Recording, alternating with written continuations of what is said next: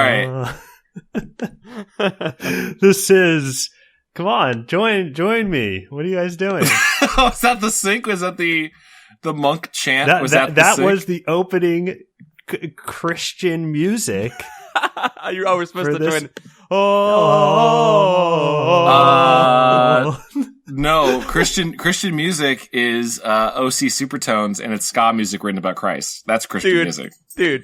Chad and I were talking last night. Dom, you weren't Catholic. Were you Catholic before your mom became Jehovah's Witness? Yeah, my family was Catholic before that. Did you go to like Catholic church at Christmas time? No, I never really. I may have went once or twice, but I don't remember it. Okay, we stopped celebrating when I was 5, and I remember one foggy Christmas. Like I remember, right. I remember waking up, seeing all the presents. Christmas. I remember seeing all the presents under the tree, and my brother got a mad ball that was the football. That's all I remember. Okay. That sounds nice, though. I was just wondering about the church thing, because Chad and I were like texting last night about our church experiences around Christmas, and the song you sang is a perfect representation of Catholic Christmas church. Oh, yeah. But it sounds like Chad had a much more hip Well, Christmas. The Protestants like to take it easy. They're like, as far as as a kid, I was raised Presbyterian, and I was always like, what is the difference between Presbyterian and Methodist and all that? And they're like, I don't know, they don't read the Bible as much. I'm like, oh, so we just kind of hang out and chat. And they're like, yeah. You guys had chill church. We had chill church. I was in the praise band. I did play bass in the praise band. Praise band? Oh yeah, I was in the wait, is that idea that bass? Crazy? I used to play bass. Yeah, I was in a bunch of punk bands, trying to get ska bands going. Well, I was not good. I was not good. Not good at all. Praise band bass is pretty much just like, okay, well, the pastor's going to play the A chord a bunch, so just kind of strum that A string for a while. You got that? just kind of keep that going. But the music in general, to that one string. You're doing great. Well, yeah, there's I could hit you with all the hits of contemporary Christian rock. Give me one or two. I could sing Your Love Forever, Your Love is Deep. There's a lot of songs about love. I could sing Your Love Forever. That's great. I like that. They're not bad. They're like chill. You know what they are? They're like if you walked into a Hallmark store, they'd be the music playing in a Hallmark store. Gotcha. And it's fine. But then the next thing that I was talking to you about, Paul, was kind of this surge of like mega churches, and it's not just like Joel Osteen super churches, but more like everyone, all the white people in all the Midwest, all at once realized that like, oh, we could make church like cooler.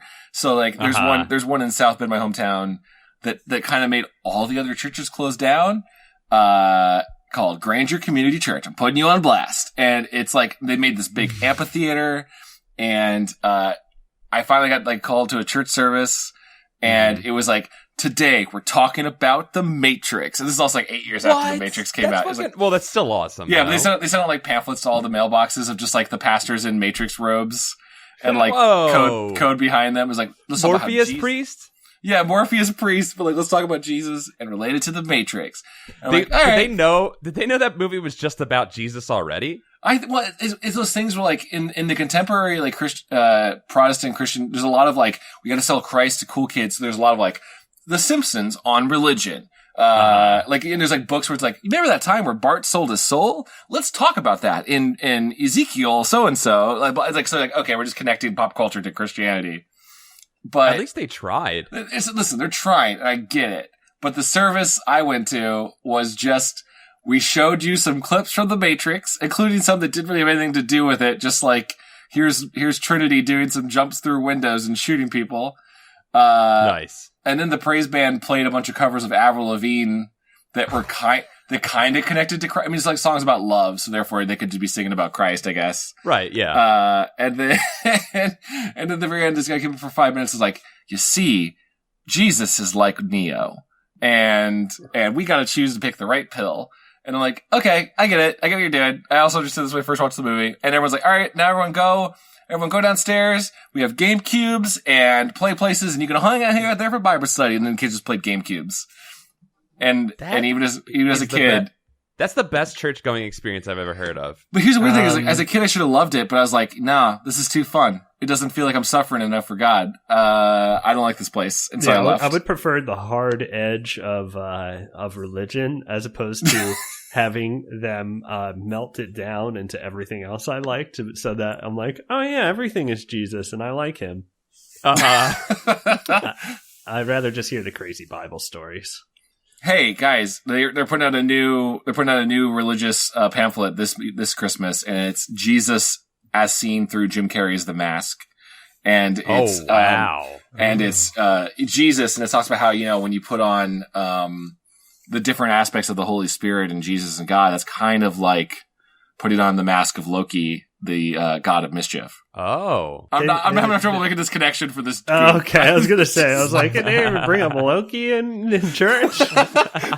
We just skip around as I'm bringing it up. Like, oh yeah, no, they definitely mentioned Norse mythology in that movie. Maybe not. Maybe it's not a good one. Were the Avril Lavigne covers like Christmas related? No, it was. I actually remember one of them was that song "I'm With You." It is really just like, because it's just, if any pop culture song says I, the singer, love an unnamed person and sex isn't mentioned, it can be about God.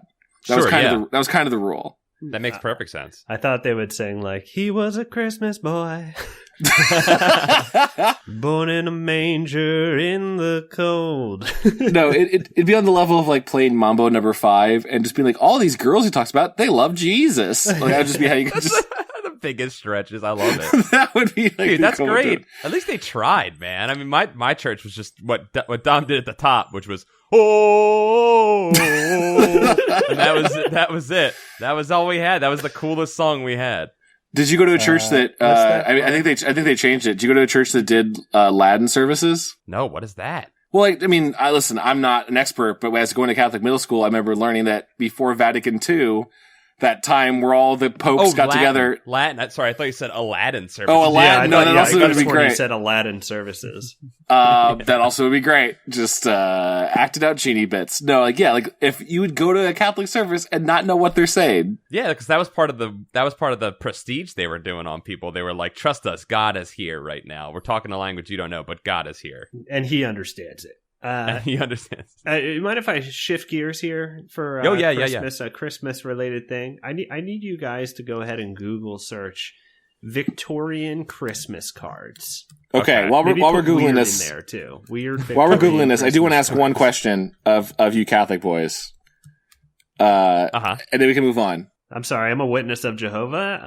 I used to be a Catholic boy. All right, well, maybe 4-year-old Dom might remember this. Okay, when they did communion in your Catholic service, would the priest then eat all the leftover communion and make you watch it? Did that? Ours did.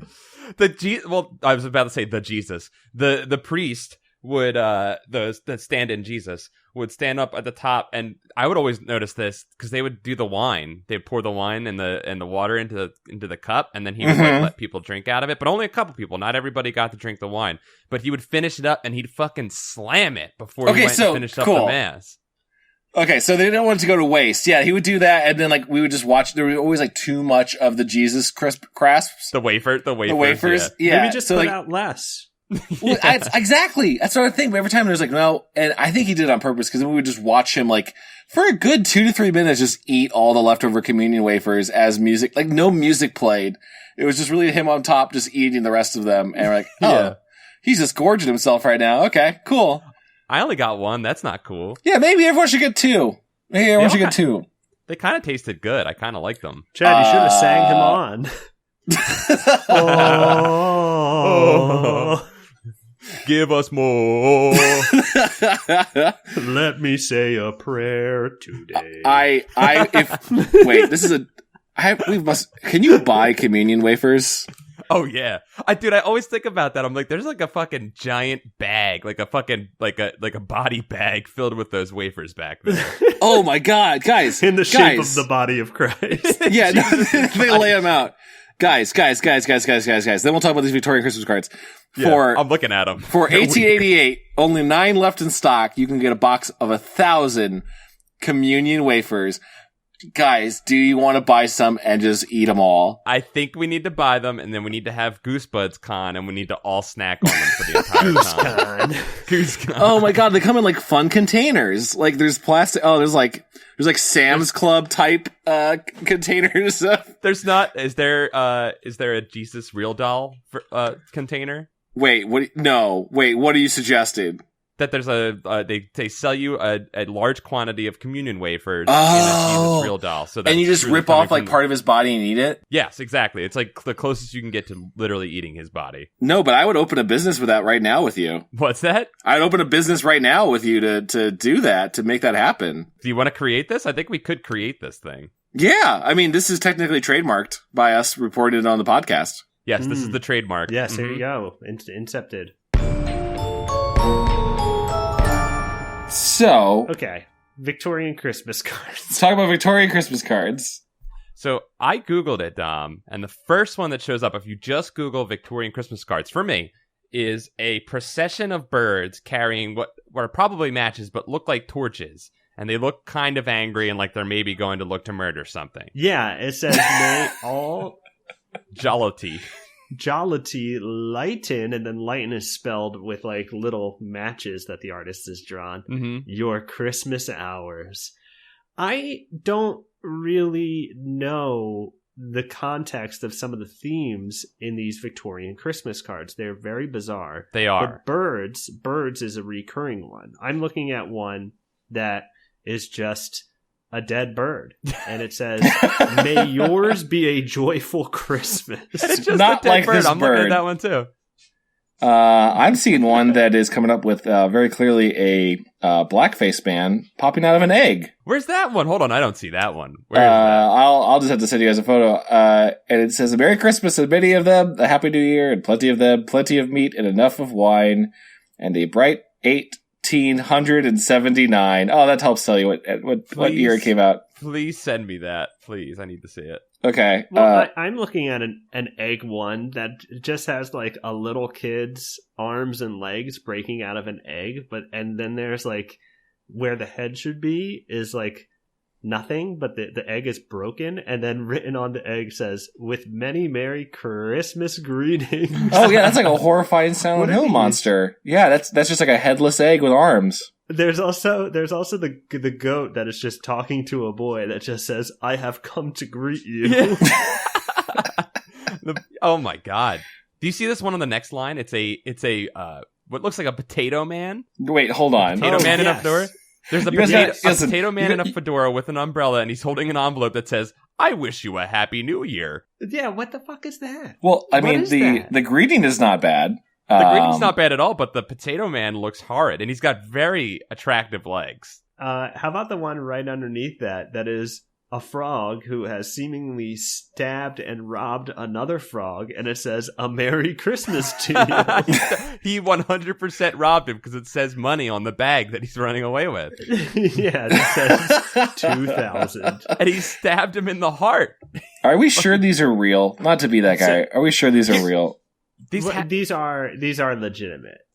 Here's the theme I'm picking up through all of them: that small critters have great power. They have great power, and they're willing to eat each other. Do you see the one? Do you see the one of the mice rejoicing over a cat's dead body that they've the tyrant that they've overthrown?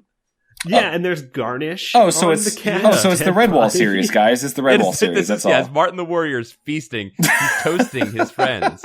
And it says the compliments of the season. There's one with a little boy waking up in his bed as what appears to be a coconut creature is about to eat him, and the boy's just screaming in terror, and all it says is Merry Christmas. Hold on, I gotta see this one. Yes. What line is this on? I mean, we're gonna have to save these. We're gonna have to post these in the Discord and Twitter and stuff when this episode comes out. There's two main takes I'm picking from these. All right, option one, just back then in the good old 1800s, it was just that crazy to have talking creatures, a talking potato, get out of here, and that's all you needed. Yeah, right. Other take is back in the 1800s, animals went to war with humans and they were just as sentient as us, and something happened. And we won at some point. We won at some point. Or they saw the folly of man, and they lost their sentience. They were like, we would prefer to be simple beings that will not be spoiled by technology and illusions of grandeur. They were just like, let us be simple things. So this is the Victorian times, and in Victorian times, things were the best they had ever been, but also just as bad as they had ever been, just like in all times. Right, yes. At least now we have technology and medicine, and that's pretty good. But, I would imagine that you still suffer a lot in Victorian age, and you probably have plenty of losses. And I would say that coughing to death was a common way to die. Yeah. Oh man. If you had a cough, you had to be worried that you may die. Do you think how bummer was it to have a cough and then your family members to be like, "Oh, we can't talk to you anymore," and then they'd put you in a shed and in a room, and that was the end of you. I think and if they checked back on you a day or two later, and if you were no longer coughing, you were freed. Yeah, they'd send the youngest boy to check in on you, and if you survived, you were fine. My guess with these is that cards, stationery had been a thing for a while, and this is just the result, like we're experiencing now with the internet. Jokes are now more surreal than they've probably ever been, right? And absurd, and that's kind of what's really, I would say, on the edge of comedy. I guess that's probably always been the case, and this is my point that I'm making, is that these, in order to just move these and sell these, they would conjure up just an extremely absurd image, throw Merry Christmas on there because everyone would buy Christmas cards, right? Because mailing letters was the most advanced form of communication other than speaking to face, right? So someone would draw a frog dancing with a beetle. I'm watching that too, and another beetle maybe holding, or some other fly thing. I think it's a cricket holding a tambourine. Is that a tambourine? Oh, yeah, that's a tambourine. Yeah. And it just says, "May Christmas be merry." There's no snow on the ground. It's in a desert somewhere. Because back then the snow hadn't fallen yet. It was just, there was nothing but wasteland and the humanoid animals walking around and celebrating. So what's that, Paul? I was going to say they're wiling out too, because he's hitting that tambourine and we've got the dancers in the front, but in the background you see a swarm of bugs just going nuts over this tambourining. Yeah, they're fucking loving it. They you can tell that they're dancing too, because they're flying in all directions. Yeah. Do you see the one next to it where it could be a friendly game amongst woodland animals, because there's a bunch of owls and rabbits, which natural enemies dancing together. But there's a rabbit in the middle who is blindfolded with a stick. And I can't tell if maybe he's playing a game with them or he's about to be sacrificed. It could be either.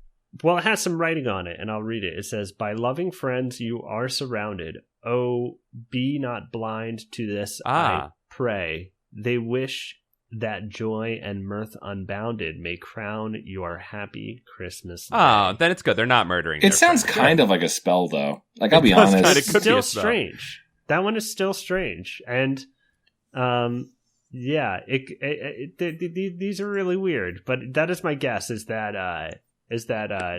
they, in order to move cards, people just drew weird stuff. They drew whatever. I like it. Absurdist comedy on it. It's great. Chad sent over the blackface man, which is very offensive. Well, back then it was just a silly thing. Who's ever seen such a thing as a man with a blackface? Well, how crazy is that? A frog with a tambourine? Yeah. Got a man with a blackface. I love the line, "A Merry Christmas and many of them, a Happy New Year and plenty of them, plenty of meat and enough of wine." Not plenty of wine, just enough. No, not enough. Did you guys see the one that I sent in the chat? Let me see. Of the child in pain in a teapot. Well, that's them brewing that child. That child looks like they're putting him in a grinder, and that's all that's left of him. It's holding just a card that says "A Christmas Greeting with Love," and maybe that's the joke here, is that the card that you're sending is illustrated on it is someone with their own card. It's kind of like it's a meta joke, right? It's about the pleasant. It's like, hey, I hope everything's good. Everything's good over here, but it's not. We're all in pain. It's the Victorian age. I need to have eye surgery. I need to have eye surgery in the Victorian age. Yes, and it's just as horrible as you would imagine. Welcome to Goosebuds. Welcome to Goosebumps. Speaking of 1800s, the story starts. Speaking of 1800s, the story starts in 1800s. Yeah, our story that we're reading begins in the Victorian age. Mm-hmm. Yeah, that's true. That's very true. The most interesting part of the book by far. Hold on, when is Victorian age? Hold on, let me make sure. We should probably know. Okay, let's tell you what book this is if you didn't read the title. We read a Goosebumps, Gotta Have 'Ems. What is this name? It's Most Wanted. Goosebuds Most Wanted. Goosebuds Gotta Have Some. I think there's even like another Goosebudds subtitle to it. It's Goosebumps Most Wanted Special Edition. Oh boy, jeez. There's a lot of colons on this. I remember as kids, a lot of toys would have like the special edition or most wanted, the MVP toy, and it was just the same toy, but it just had like a couple extra neon boxes on the packaging. Yeah, well, that's how they get you to want stuff when you're a kid. Is that they go, kids want it. But yeah, the 12 Screams of Christmas. The 12 Screams. Did we count the screams? Chad, why don't you start us off in the Victorian age, man? What happened? Sure. Did you guys count the screams perchance? I did. There were 12 of them. Were there 12? Did he actually follow that through? They were. I made a note of it because I was reading it and I told Jen, I took a break at that point. I was just like, oh man, this one starts out weird. It's in a different era. And then I was at the end of the chapter. And I was like, it's called the 12 Screams of Christmas. And I was like, wait, that girl said, get me out a whole bunch. Let me count them. And she said it 12 times. Okay. All right. Actually, that works pretty well. Because, much like the Eddie Murphy classic, 1,000 Words or whatever that was called, where he has 1,000 words, or he'll die. This has 12 screams. And if he has more than 12 screams, they'll die. Yeah. Our story takes place starting in a prologue in 1882-ish. Of some poor old farmers that you really know nothing about other than they poke a wasp nest. There's two siblings, and they have a younger sibling. I wrote at the very beginning of this because it's two. That would be 3 siblings, by the way. Oh no, they have a younger one. That 2 is not siblings of an and an additional sibling. They start out. Almost exactly. I just wrote SSDY because it's same shit, different year. It's the exact same. Oh, man, Paul, I love this acronym. This is good. I want to put that on a Victorian Christmas card. SSDY. That's what they do. They would totally do that. And they would just be That's what I'm going to say come fucking just January 1st. I'm going to drink my mulled wine and just mutter, city, man, city. Well, I believe that the Powells, Ned and Flora, I think, are the older siblings. Ned and Abe are the older. Oh, sorry, Flora's the younger one, right? I don't know who dies. Flora dies. Is she older than them? I thought she was younger. No, she's younger because she's doing a dumb thing. Because they're like, okay, I mean, this was like I didn't know what was going on with this. Because like, this has nothing to do with Christmas. It's not even Christmas as far as I'm aware of in this story. I don't get it. They poke a hornet's nest and they hide, and the hornets are actually scary because bees are scary. Yes, There was no medicine back then, so you could just die.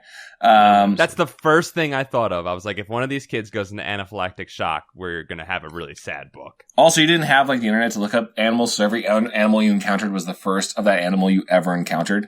Holy shit. He talks about that. He's like, I'd never seen a wasp before. I just saw drawings in our science book. At first, I looked up in the old Encyclopedia Almanac, if that was even a thing back then. I do have a question about these wasps, though. Yeah. What are they doing fucking chilling out in the middle of winter? I thought about that, Dom. They do hibernate. What do wasps do for the winter? So they got woken up and they were pissed. I thought about it and I was like, that's probably the only reason those kids could outrun a wasp, because wasps are like the jet fighters of bees. They'll fuck you up so fast. They're the F-14s like, for sure. These wasps woke up real sleepy and real groggy and half frozen, and it took them a little while to warm up. Probably died after that, right? Probably just going out into the snow and trying to kill these kids. Those kids probably killed a whole nest of wasps just by stirring shit. By waking them up.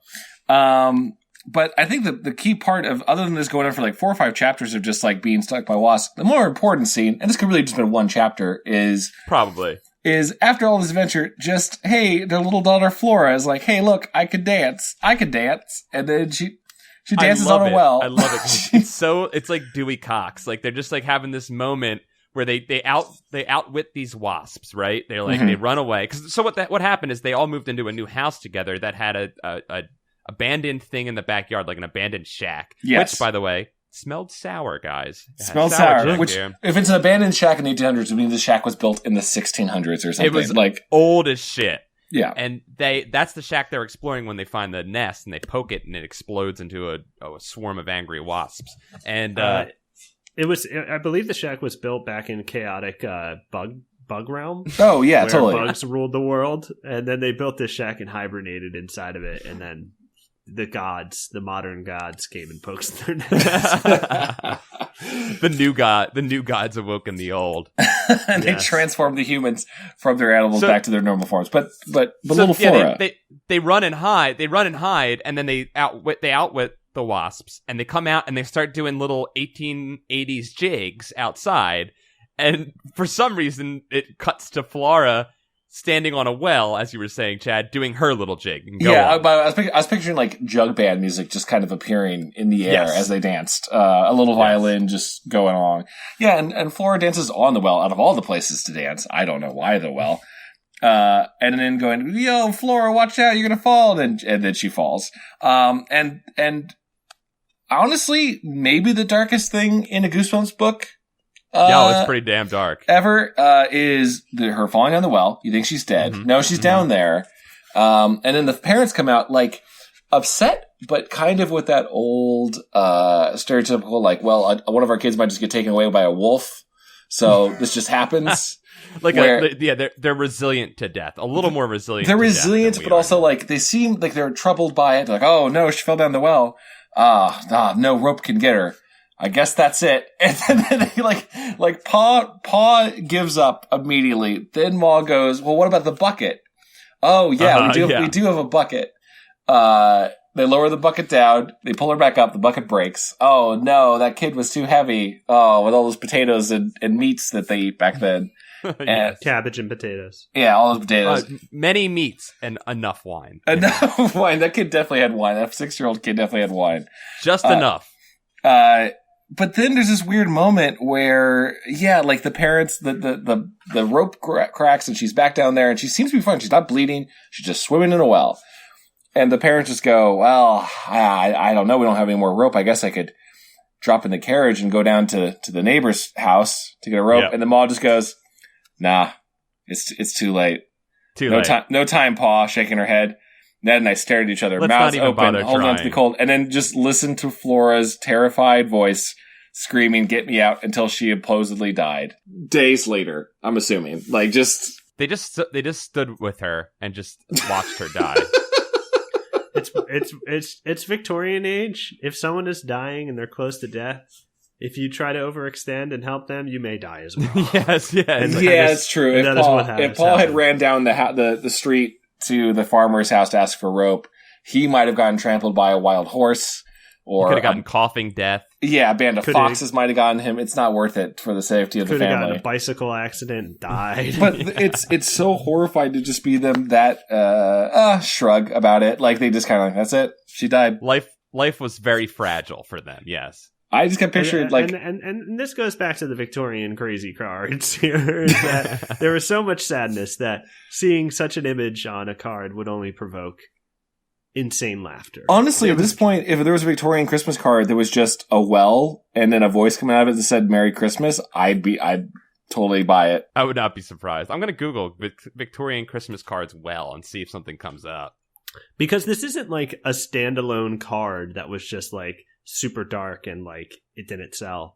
It's a whole there are many cards out there that have been illustrated by professional artists to depict these crazy images. But anyway, many dark cards. Yes, this also might be the era where opium was just kind of readily available. So maybe that's why some of his Victorian Christmas cards were the way they were. Oh, that's true. Oh, yeah, because it's like, hey, man, this is really funny on opium.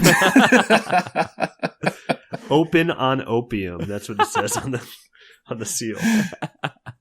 But yeah, we cut to the future here. We get to the future.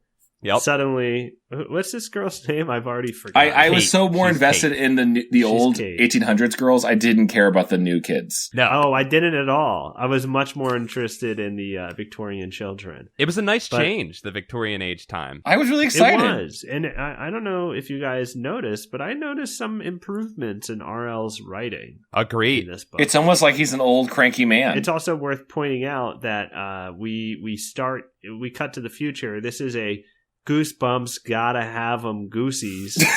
And it's modern. This is written recently. It's very modern. Like 2014, 2015 or something. It's weird. Yeah, well, Kate talks about having to delete a Facebook post because someone criticized her for being too dark. Yeah. And it was, I think the line was just something like fate is fickle or something like that, and it was it was just super throwaway.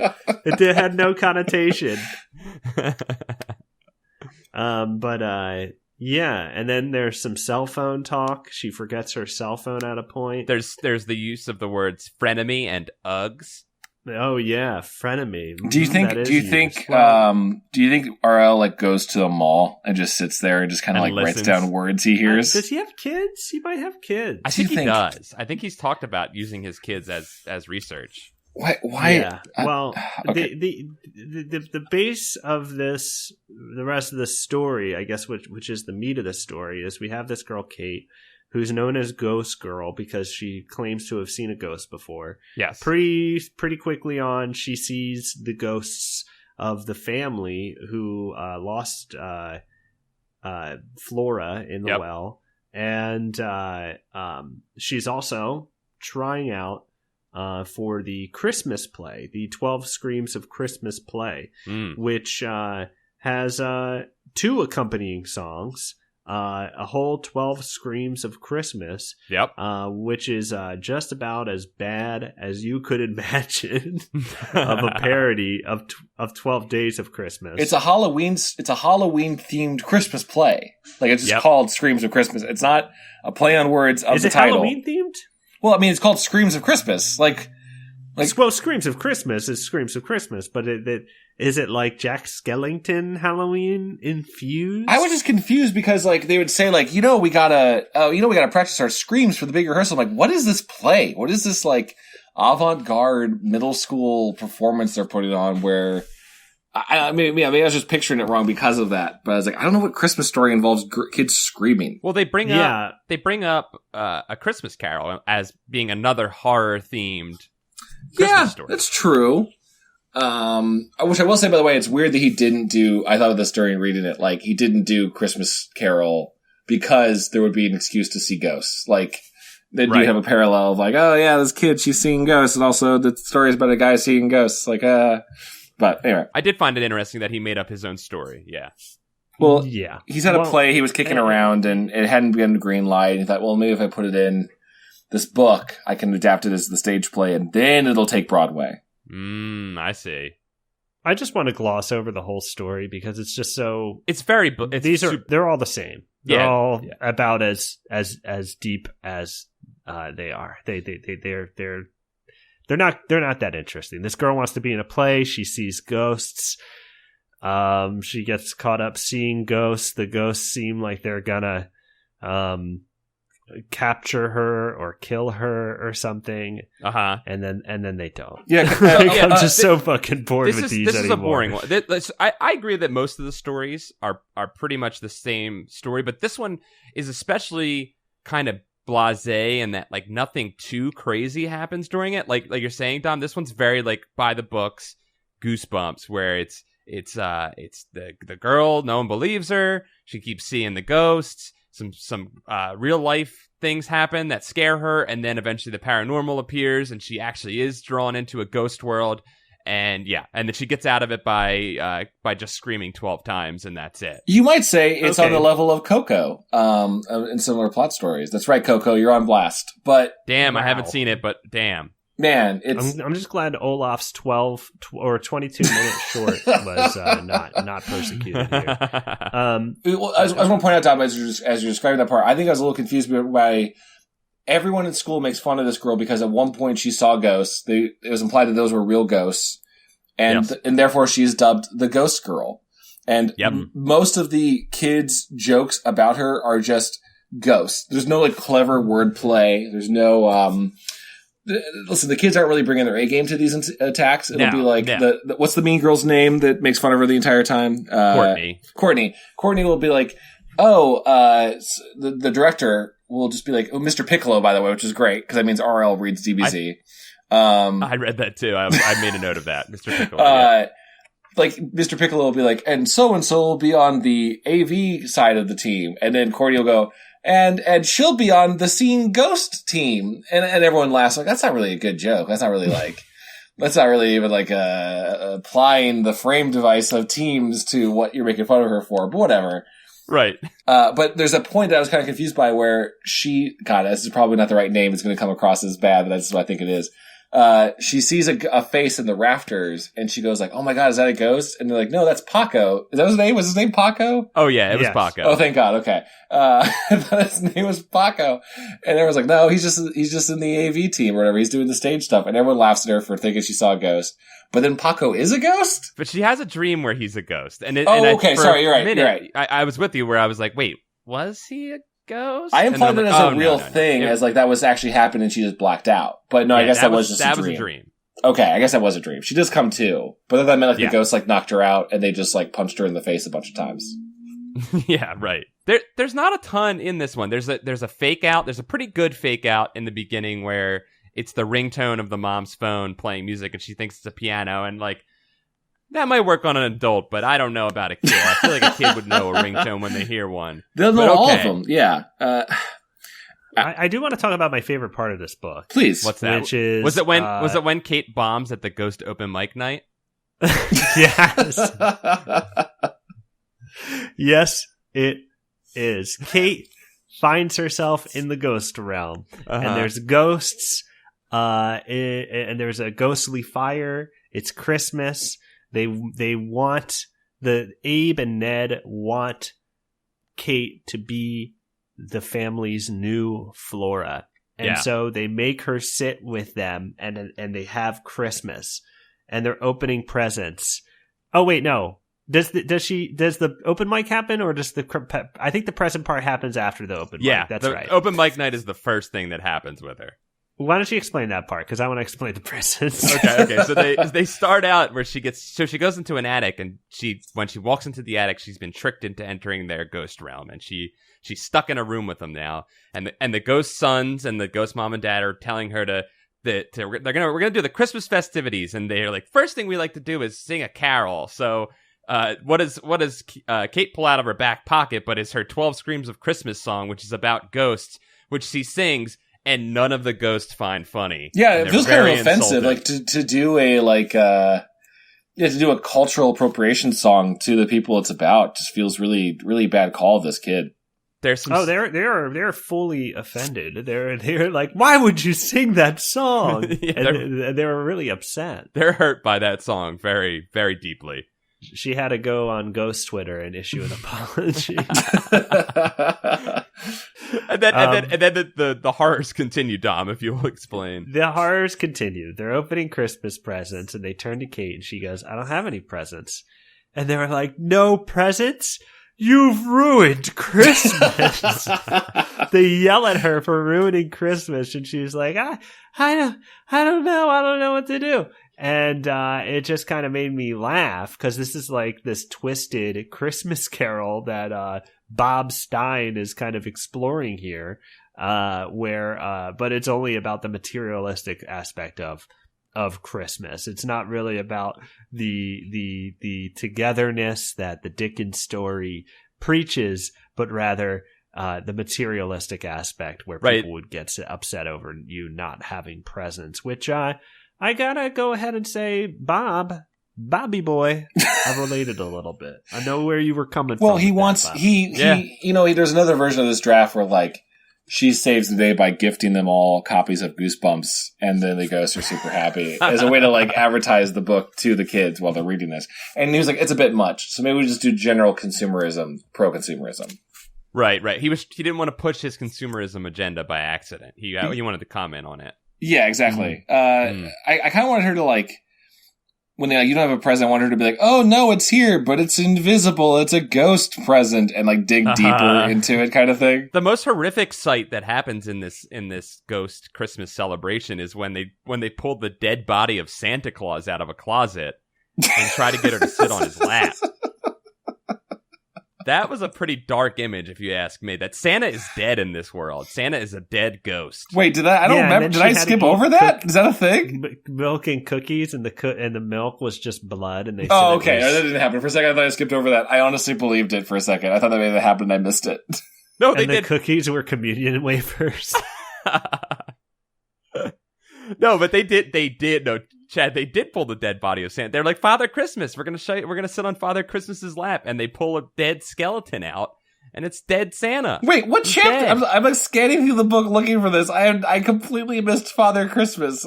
He's dead. He's a dead Christmas Santa. And they killed him? Or that's it is a strange moment. They make Kate go through Christmas, even though she's not celebrating Christmas. Because she's Jewish, too. Yeah. And I gotta say, jovial Bob Stein, right on the money with how people react when you don't celebrate Christmas. It's a war on Christmas. It's basically everyone's dancing, and you're like, oh, no, I don't dance. And they're like, you're gonna fucking dance. If you wanted a more topical one, it should have been like, oh, she brought a Starbucks cup with her, and it said Happy Holidays on it, and the ghost got real upset. And that's wwhy they wanted to destroy her. Nothing makes Christians more upset than saying that you don't do the thing they do. Because they're like, you invalidate me? I'll slaughter you. Did I miss something? Or is there a reason why her? Like, it seems like she can talk to ghosts, right? That's just the thing. She's a paranorman, if you will. Yeah, she's a sixth sense, yeah. Which is actually a fun idea. It should be. There's a lot to play with, as the hit stop motion movie Paranorman taught us. There's a lot to play with by seeing ghosts. Yeah. But why her? Actually, there's actually not that much to play with Paranorman, because that is only in the plot for like 10 minutes. Yeah, they kind of abandoned that. He doesn't really like. I guess. Well, you know what? Yeah, you're right. You're right. Anyway, continue. Well, no, I just like. I was looking for some sort of like, and maybe I missed this because I was kind of like scamming / scanning through the end part of it. Like, scamming our listeners. I was scamming our listeners. I know that was a Freudian slip for sure. Like, I was looking for an explanation like, oh, you are related to the girl that died, and that's why we think you're her. And or why you can see ghosts, like there's a family curse or something, or some. Right, I expected that as well. But no, right? There's just nothing. No, she just can see ghosts, and they just picked her. Okay, so theoretically, the ghost could have picked. I guess because she saw them, they're like, "Oh, this will work just fine." Because they were mad, also that in the dream warning of Paco's that I still think is real was. Yeah, I agree. Because otherwise, then it's weird that she just assumed a minority kid is a ghost. Like, I don't know, that feels weird to me. Like they saw you disturbed them greatly. So they're mad at you, but like, wouldn't they be like grateful? Again, in the hit movie Paranorman, the ghosts all love Paranorman. They think it's great that they can talk to him. They don't have much of an affinity for her, no. But then also want to make her part of the family. So there's a bit of like, there's a disconnect. There's a bit of a Texas Chainsaw, like, Resident Evil 7 thing going on of you're getting brought into this horrifying place you don't want to be part of anymore. Right. Yep. I think the most astounding scene for me was where the teacher, Mr. Piccolo, he takes them to this house. Okay.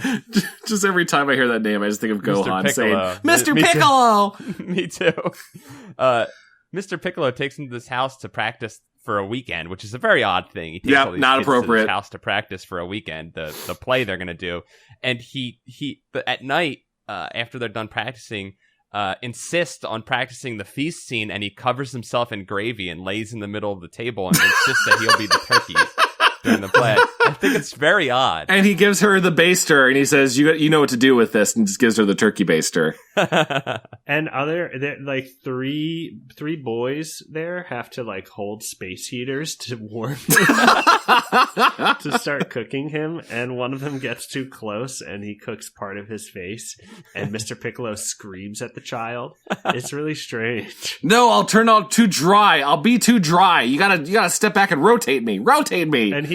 And he laid on the table with his like ass up in the air, so like he was like some kind of in the shape of a turkey. Yeah, with like a sprig of celery sticking out of his butt. Yeah, that's what he did the whole time. There was good foreshadowing because he talks about how rotund Mr. Piccolo is throughout the whole book, so he does fit he's perfectly cast. Yeah, there was for some reason so much description of him being fat that I started to feel bad for Mr. Piccolo. Like there was, Me too. Like I got it, RL. Like his character detail is he's fat and he pushes his glasses up a lot of like. But I don't know. Is that all you got to him? He's just a fat man. That's it. Yeah, he really drives it home when he's like, you could say he's like a fat owl. Yeah, that's right. He calls him an owl that could lose weight. Yeah. RL, man, what's up, dude? I didn't know RL was so about like body shaming and stuff. Also, Mr. Piccolo seems to know every ghost story ever. Oh yeah, I really like that ghost story he tells too. Ghost stories. It's funny so he tells that first ghost story of like, oh, the little boy that again, this is like it's a Christmas story, so he's telling a ghost story. This is like a Halloween performance or something. Like he's telling the ghost story about a little boy that I thought it was going to be about the girl who died, and it's not. It's just about a boy who wanted to be in the play, and he wanted to do it so badly, and he got really sick, but he showed up the night of performance and totally killed it, no pun intended. And then he argued with his doctors he would be the star of the play. He's a little diva. Sounds like a little diva. And then they called the parents to congratulate them, I guess, and they're like, oh no. He didn't make it. He passed before the show. So the ghost performed at the show. And it's not even like, it's a little bit of the show must go on, but I thought he was going to tell it in a fun, jovial way. Like, and I want to see that same dedication from all of you. It's an implication that if you're sick, you will die before this show doesn't go on. There's an implication. Yeah. Or Piccolo will kill you. But like, he meant it as like a serious tale, I guess. Like, he just wanted to tell him that story. It's basically just to set up spooky moments in the auditorium. Right. Kate to experience some kind of paranormal thing. Yep. And then we never come back to it. Right. Yeah, it's like this book was very straightforward though. Honestly, it was like probably one of the more straightforward. There were very few ridiculous scenes other than the ghost like the Christmas dinner scene, which we've discussed thoroughly. There really isn't anything else that like stood out to me as like a really weird scene. Was there to you guys? Not really, other than the song.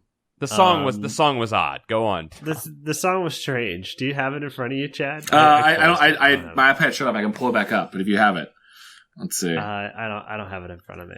Hold on, my book's downstairs. I have one of the excerpts. Have a haunted Christmas and a scary New Year's too. Have a haunted Christmas and to one and all say boo. Yep, there's that one. But again, this is a Christmas haunted Halloween story. I don't know what it is. It's so confusing to me. You keep adding Halloween. I don't think it's explicitly Halloween. Dom, the lyrics have a scary New Year's and a haunted Christmas and to one and all say boo.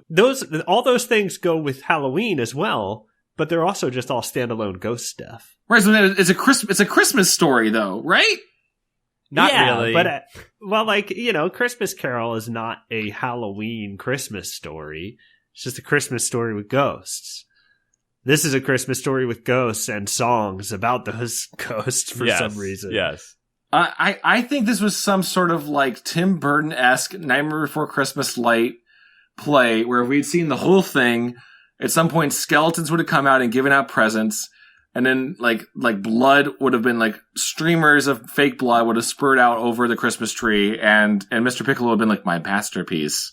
This beautiful. This would have been much better. That would have been a much better story, Chad. That would have been scary. That's what I thought was going for it. This has some scary scenes, though. Okay, I got the song, by the way. We can read that in a second. You can sing it. I can sing it for us. You don't want to hear me sing that song. Trust me. The lines are I don't need to repeat every line because we know what the song. It's what's a whatchamacallit, 12 Days of Christmas, right? So it's the repeating lines, and you keep going backwards down the numbers. You only get up to number 4 in this, but on the 4th day of Christmas, my true love screamed, I see 4 devil bats, 3 ghostly spirits, 2 haunted houses, and a buzzard in a bare tree. Wait, yeah, see, exactly. Dom, this is a weird Halloween meets Christmas merge thing. That has nothing to do with Christmas. That has nothing to do with Halloween. Those are just spooky things. Exactly, but why would it be spooky? I just don't Because it's Goosebumps. So, but like, the scary take on it was I'm that with Dom on this. The world of this high school. The shoe doesn't fit, but it gets on the foot. The buzzard lands on the shoe, or whatever the metaphor. So, like, in the real world of this middle school, a teacher just decided to do a Christmas movie play where we talked about death and buzzards and ghosts, and all the parents of the PTA were cool with it. And no one complained. There was no one saying, what does it have to do with Christmas? I'm very confused. No one cares. No one cares. If they had said, like, hey, we want to be as inclusive as possible to all religions on this holiday, and we couldn't decide to do if we want to do a Christmas story or I was going to say Jerusalem, a Jewish story. A Jerusalem story. A Jerusalem story, or whatever. And so we decided, let's just make a spooky time. I would get it. But I just don't understand. I think it's heavily implied in this book that Mr. P is a ghost. I think there was a draft where he was a ghost. Do you agree with me? That would make more sense to me. That sounds great. It would explain that part in the book where he got completely naked and made children hold space heaters. And the kids also would also explain as the kids try to eat as much as they can of him. Like he forces them to eat him, and they just can't get full because he's a ghost. Yeah, there were some loose threads. There were some loose Mr. Piccolo threads there. This play reads like a Hot Topic flyer. It reads like an advertisement for Hot Topic to go down and get the grand new Night Before Christmas skeleton shoes that all the kids want to buy. Yes. What's fucked up about this play, this not Halloween related play, a purely haunted Christmas This story. is just the battle for the holidays between you and me, just in a netter metaphor between holiday and Christmas. What's bizarre about it is that we learn in the book that ghosts are offended by these songs. I know. There's a ghost boy in the theater who lives in the theater, apparently, who died giving his ghastly performance. This is just an offensive play for him to watch. This is wrong. They shouldn't do this. I love the idea that ghosts are offended by our Halloween. Well, not Halloween themed things. No, hold on though. You're onto something. This is the start of a new kids movie to pitch, like the ghosts coming down from heaven to correct Halloween. Like you guys got it all wrong. We got some notes, and that's the Halloween movie. There's something SGWs, dude. Social Ghost Warriors. There's something there, man. Spirit Ghost Warriors, Dom. Spirit Ghost Willies. Jesus Christ. This book was one of the worst Goosebumps in that it was the most white bread Goosebumps book. Yeah, except for that first prologue is so good. I mean, other than the prologue's great. It's interesting, yeah. Well, I was going to say, like, just that start is the start of, like, okay, this whole book is going to be about the ghost of that kid haunting the school or whatever, because there's a kid that died in a terrible way that craves vengeance, and I totally get what's going to show up for the rest of the book. No, not really. They just think that she's that kid, I guess. Oh, you know what we didn't discuss? You're making me think of this because they don't really, like, yeah, you're right. The ghost thing at the beginning only really ties into the end part. In the middle, there's no real use of that, right? It's just like, we know that that's coming because we saw the kid die at the beginning, but there's no, the ghosts that she sees throughout are just like these random ghost things. But what's great is at the very end of the book, when they do bring it back, the girl Courtney, who Kate, our protagonist, hates, she's been calling her Ghost Girl the entire time. Well, when Kate rescues Flora finally at the end and frees her spirit from the well, Flora reveals herself to Courtney briefly so that Courtney can be horrified in true holiday tradition and learn the error of her ways. And Courtney sees the ghost and freaks out, and then everybody starts making fun of Courtney now. And the moral of the story is get revenge on people. Do it. Oh, yeah. I thought it was going to... I mean, also, I guess, like, oh, is that ghost? It could have been any ghost. That would have still worked. It happened to be that one. True. Yeah. I wanted him to be like, oh, you don't believe in ghosts? Now you're going to be one. And then she just stabbed her. That would have been great. Oh, yes. It would have been tight. Just kill that kid. We should write our own Goosebumps stories. We really should. We should do an episode where we write our own Goosebumps stories. Hey, we were close with that last Choose Your Own Adventure. You were basically writing that one, not the last one, two ones ago, where you were reading us the obviously made up parts that you made up.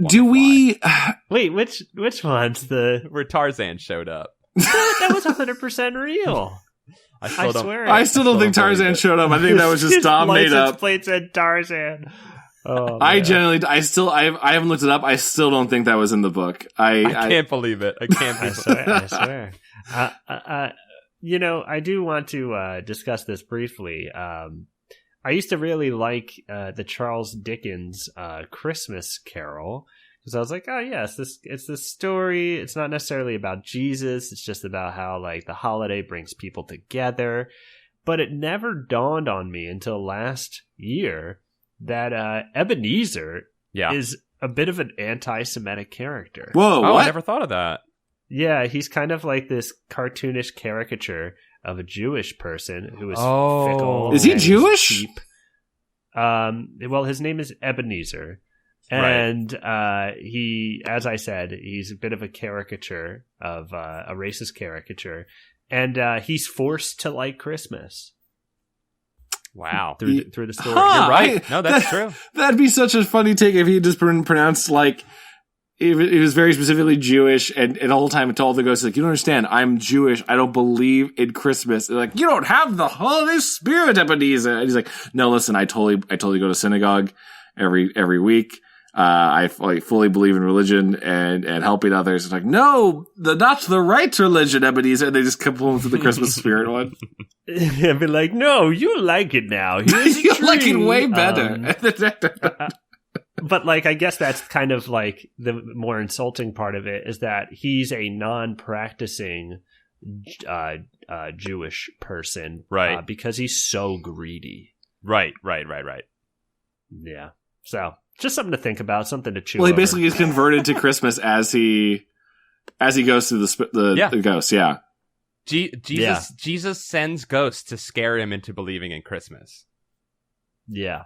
You know, I did have intention though this year to make the drink that Bob Cratchit and Scrooge share on Christmas morning. What is that? It's a mulled wine called Smoking Bishop. Oh, that sounds great. It sounds wonderful. You serve it in a bowl and you just ladle out yourself a drink as it's steaming next to you, and it's got lemons and clove and stuff in it. Oh yeah, look at that. And persimmons. But I was like going to the grocery store and I was like, I'm going to make Smoking Bishop. What's the ingredients? And it was like all these crazy ingredients. I was like, I'm not making that. Maybe I'll make some mulled wine. Maybe. I've made some mulled wine. I'm looking at the Smoking Bishop. I've made some with cinnamon, cloves, allspice, and ginger. I have made that one before. I've never made it with and I did orange, but I never did it with like persimmons or anything like that. That's crazy. I'm too scared to try. It's fun. I want it. One year I'll make it. It sounds delicious, but it's a drink that folks used to drink with each other. I keep thinking I'm going to try to do make either home brew or make my own like wine or something, and then I'm just going to die. Like I'm just going to poison myself. Yes. Yeah. Too drunk. Like, oh, Chad, you made a jar of mold there, and you decided to drink it, and you died. And you died from it. Now here's your Christmas Halloween story. It's called The Guy Who Died on Mold Wine. The Guy Who Died on Christmas. Yeah, that was the book. I think we can wrap this one up saying that this was an interesting take that he tried to do his own Christmas Carol, but ultimately an uninspired Goosebumps with not too great of a twist, right? Yeah. Gotta Have My Bumps. Volume 20. Hey, Mikey, he likes it. Dreams of Christmas. Hey, Mikey, he likes it. Gotta have his bumps. Can't stop till you get enough Goosebumps. Yeah. Did we talk about that, Chad, by the way? What? places out here, or like just new bistro kind of food places where the sizes are like, love it, gotta have it. Oh, you know, give like me some more. Cold Stone Creamery was the trailblazer of that. I fucking can't stand that. It's getting us closer like, don't to. Don't make me fucking play your game. Well, it's getting. I want you to just say that to the server as they ask you, like, do you wanna love it? And I'm like, just give me the medium. You gotta say I wanna love it, and you're like, I'm not gonna play your game, pawn. I'm leaving. I was just in a burger place the other day called Grub Burger, which is like a chain, and they do stuff like that too, where it's like, we're having fun here, guys, and I'm like, fuck you, just give me my goddamn burger. Don't try to make me have fun. I don't want to have fun. There's a place that I love the idea on paper out here in LA called Cafe Gratitude, where you order stuff and it's like all the menu items are just, I'm feeling content, and that's how you order a salad, and and they like compliment you the whole time, like, listen, that sounds great. But sometimes the world's just beating you down, and I don't need someone to come out and tell me I'm not wearing a flare in my life, right? I'm okay. Right. Sometimes I want to embrace the sadness that this food is about. Well, we're just slowly moving towards idiocracy land even farther away. It seems innocent and fun. And in a couple years, it's going to be like, just yell at the talkie box how you feel, and it'll give you food that fits it, and you'll just eat that, you dumb sheep. That'll be what it gives you. Well, I mean, you know, only because we just talked about it last night, and I would like to talk about it with the two of us with Paul. But OkCupid had just done their own reach for that kind of, we're having fun. Oh wait, hold on. Let me transition this. Let me give you a transition, because we're moving on from the book to view dating apps. Okay, now we're good. Wait, what was that? That was our transition. Was that a DJ transition? Was that like a radio on Hot 67? Yeah, I got a soundboard set up. That was all done. The Quant. Well, my DJ name was Big Bear, so you can do Big Bear too. That works. DJ Big Bear. DJ Big Bear in college. Anyway, so OkCupid destroyed everything this week. They were like, they're basically what I don't want to get into the whole thing, but I just wanted to give the shorthand here. Sure. They were like, hey, everyone, we're getting rid of usernames, and now you're going to have to put your real name. Okay. Though you can just put whatever name. Just put a name that you would like to be called. Okay, gotcha. But the whole setup is like, when you sign up for OkCupid, new users, it'll say, put your real name here. And people will do it. And it just kind of makes them vulnerable. And everyone can see through this that this is just a step in the wrong direction. It's not really for the protection of the users. In fact, it throws the user's safety out the window. Mm-hmm. But the blog post that they posted about the announcement was like, it's like, here's an open letter about why we're making this change. And like 75% of the article was like a BuzzFeed post, like negging usernames. They're like, this dumb username, and like super lonely guy 6. How dumb it is to have a name. Yeah, it was like, that. sorry, super lonely guy like, XX. Sorry, Dorito Princess Z. It's time for you to use the names your parents gave you. And then also, like, I wouldn't even touch that with a 10-foot pole. And then a society where people are changing their identities and as appropriate with their gender and that sort of thing. Right. Yeah, no, just use your good Christian name. It's good. And then like the bottom link was sad and confused. Read more here. Like, fuck off. Like, site. But yeah, and what I'm getting at here is that this is like this site just like using that dumb fucking language to tell us that something is good when something is actually very bad. Right.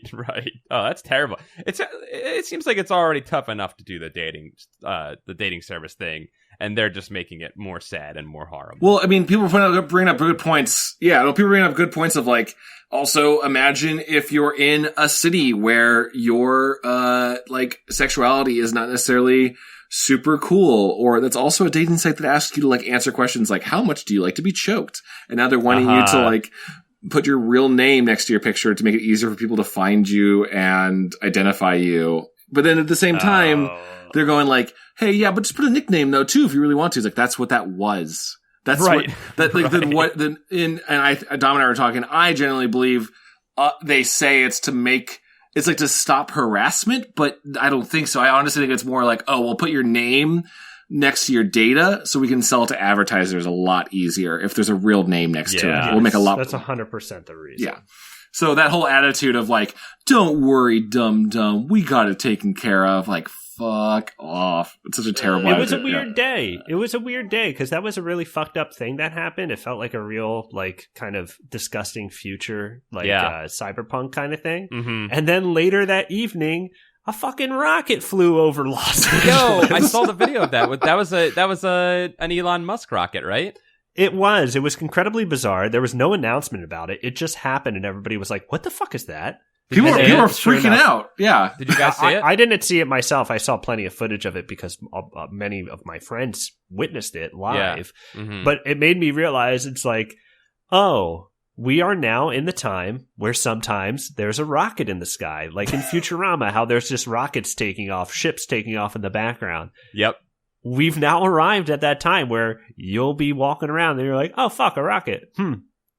It's just like the drones and stuff. It's like things are cheap enough that we can just fly things the fuck all over the place whenever we want. Welcome to the future. It's pretty scary. There was someone's post that, like, beyond just the really cool images of the photo going off, there was like, I saw a giant object falling off and headed towards town. Is that bad? And someone was like, oh no, that's just one of the separation engines. Don't worry, it's okay. But like, to most people who aren't familiar, it looks like a small piece of debris is coming to kill LA, and maybe they should freak out. It is really silly how unprepared they were for this. Tell us there's going to be a rocket flying through the sky, please. If only there was a service that was cheap and free that you could spread a message to tens of thousands of people very quickly. We got an Amber Alert. We get Amber Alerts all the time here. We got an Amber Alert 2 or 3 weeks ago that was just Amber Alert. Please check local news. What? I didn't get that. That's all it said. Because there was no description on the 6-month-old infant child that had been taken in a custody battle. So it's like, guys, you guys are really blowing using this incredible technology. Right. Interesting. And that's why we have Victorian greeting cards, because the world's fucked up and stupid. I was going to say, why can we go back to the times where frogs murder each other for money and it's still a Merry Christmas? May your Christmas be good. I wonder if there was the modern, the equivalent of that back then, that was like, someone saw that Victorian Christmas card on sale at the duty-free shop, whatever you called it back then, and the general store. Yeah, the barber, general store / doctor, and he put one of the cards of the dancing frog, and he held it to his wife. I was like, is this a thing? Are these real? Tell me about this. And they're like, I don't know. It's just dancing frogs. Can they dance? Why do I know about this? What is this? What did they do at night? Where have we moved? What is this? Good stuff. I think that's Goosebudds, guys. Goosebumps and a little bit of the future, folks. And a little bit of future. A little bit of future fear. Shall we wrap this up with some reviews? Yeah, let's read a couple of Goosebumps or Goosebuds reviews on iTunes. A few holiday themed reviews. Yeah, I hope you guys did it ahead of time. All right, I'm gonna read this one by T Spose or TS Pose. Makes my day so much better. It's a 5-star review. Thank you for that. I listen to them every day, and they always make me laugh. I really don't like my job at all, but I listen to them at work, and when I'm home from work, yes, even the older episodes. I read that totally wrong. They are amazing, and I really love their adventure episodes the best. Please keep making these and the others as well. Thank you for the laughs. They are much needed. I'm glad we can improve your day. I'm sorry you don't like your job, but I'm glad we can make it better. Hey, listen to this while you work. Your boss don't know. Your boss don't know. I have a review here from Reviewer of the Future that says, listener beware, 5 stars. And their review, written like a book, says, ugh, it's 7 already? I groaned rolling out of bed. I pulled on yesterday's jeans and my favorite blue shirt when I smelled something sour from the closet. Little did I know this would be the last smell I ever smelled. I opened the door and gasped. There was the spookiest and funniest Goosebumps podcast. Chapter 2. Never mind. It was just my cousin. Solid twist. Solid. I hope that was one of our cousins. What a twist that would be. It would be quite the twist. Here is one from Goosebumps. Oh wait, no, that's the name of the review. It's by Benny Tootooth. It's called, and it's titled Goosebumps. 5 stars. I refused to download iTunes on my computer, but one winter's night, a helpful Slink, pleased with my offering of Big Bang Theory DVDs with all the laugh tracks edited out, offered me his iPhone to write this review. Boy, let me just say that these lads on their own projects are talented and entertaining, but together they can tickle your entire funny skeleton for a little more than an hour. Listen and re-listen to Goosebuds. Postscriptum, I highly approve of your new name, Paul. Noctis Boy Richie. You are welcome in my lair any day. Mayor Negatorium. Yeah, there's Mayor Negatorium. The Mayor Negatorium is a Patreon supporter. Thank you for that review. Thank you for your support. We love you. Thank you very much, guys. Thank you. I'll just add, by the way, we forgot to say, terrible. Merry Slinkmas to you guys both. Merry Slinkmas. Slink. Oh, Slink. Slink's going to come crawling through all the chimneys. Check your stockings. Did you guys hang your stockings? I did. I check it every night for a Slink. Guys, I haven't checked my stocking yet. Me this year.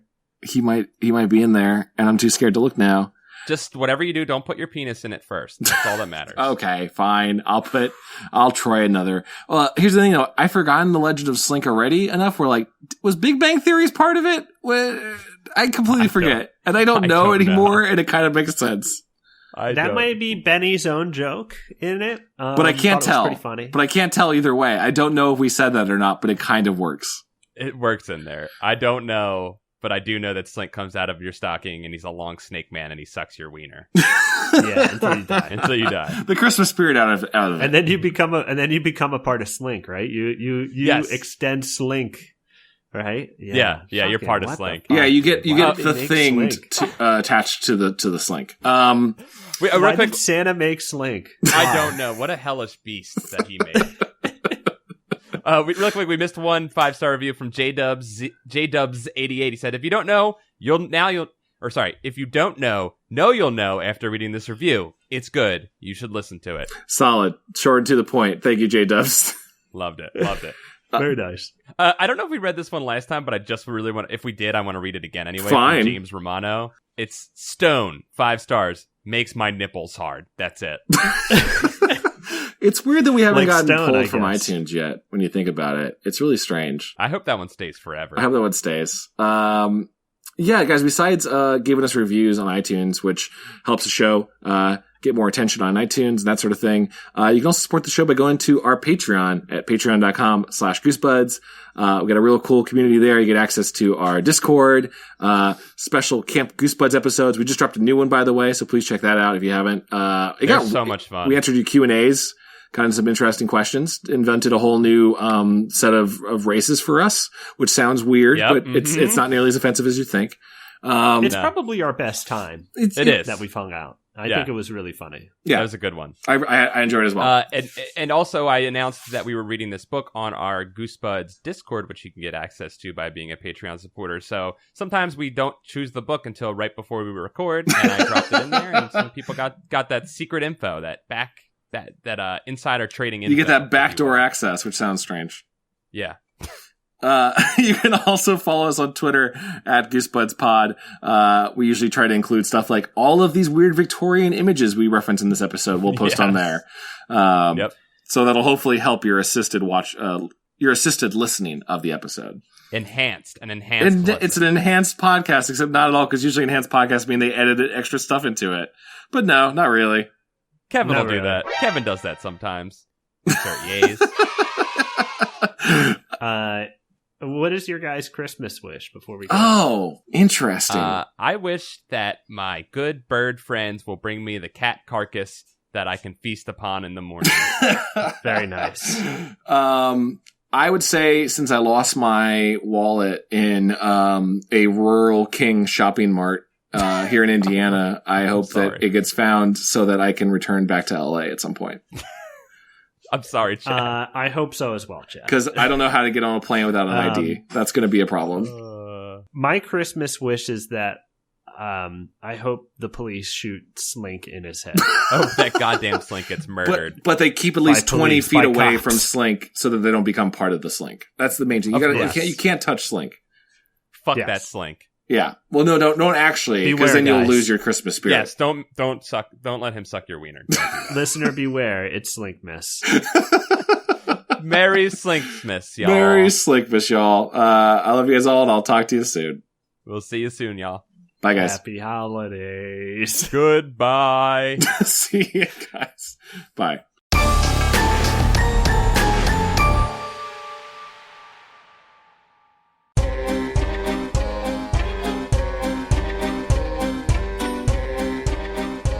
And before we go here, we would like to just say thank you to the following Patreon supporters. If you'd like to support Goosebuds on Patreon, go to patreon.com/Goosebuds. Thank you to Asim Zaman, Stephen Jive Turkey Kuwabara, Meow Alone 2, Lost in New York, Kale Clinton, SBS or Sibs, Christina Doling, Tara Jansen, Macho Muffin Randy Savage, first name, last name, Caleb Daltrey, Dougherty. Yes, thank you. Kenneth Tyler Burns, Luke Canoodles, Not your daddy's Santa, Jonas Blatterman, Chris Mazu, Cooper Tennant, Jason Whitney, Roberto Rodriguez, Shifty Swamps, Mudbark, third Sergio, Patrick, Aaron, I'ma keep changing this each time, Cole, Andrew Jason Santos, Jake, the Ghost of Christmas Past, Young.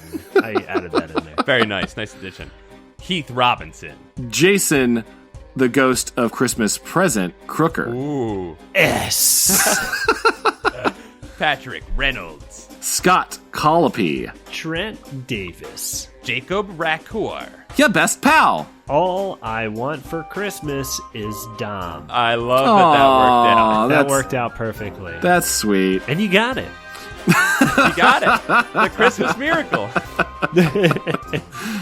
Tyler Lucas, Kyle Billings, Robert, the Ghost of Christmas Moon. He's just the ghost. the Ghost of Christmas in okay, yeah, the holiday, sure.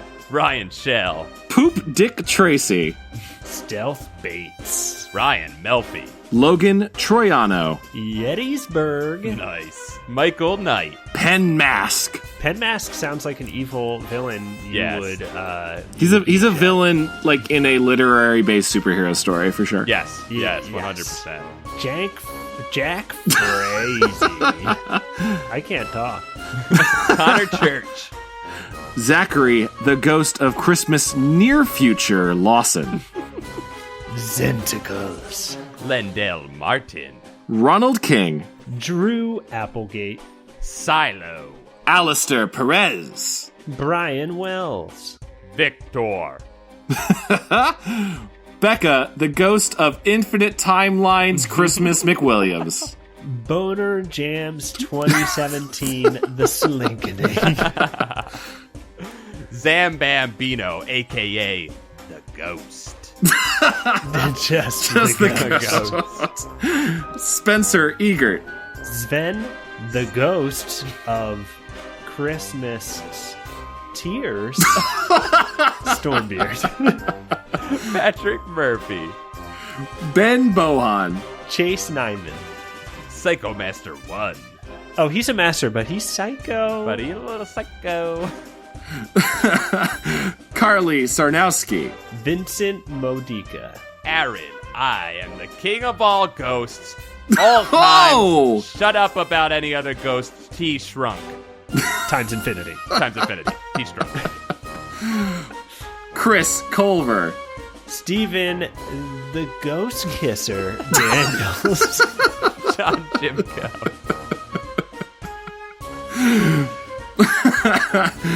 Brandon, the Holy Spirit Ghost Rowdenbush, Brian, Hobgood, Hobgood.